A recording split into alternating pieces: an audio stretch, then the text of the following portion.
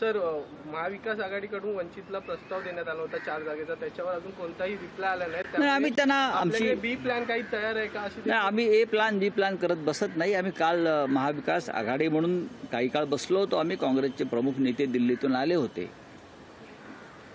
वेणुगोपालजी होते, रमेश चिंथियाला होते, मुकुल वासनिकजी होते, दिल्लीतून आले. आम्ही बसलो. नक्कीच वंचित बहुजन आघाडी हा एक महत्त्वाचा घटक पक्ष महाविकास आघाडीतला आहे.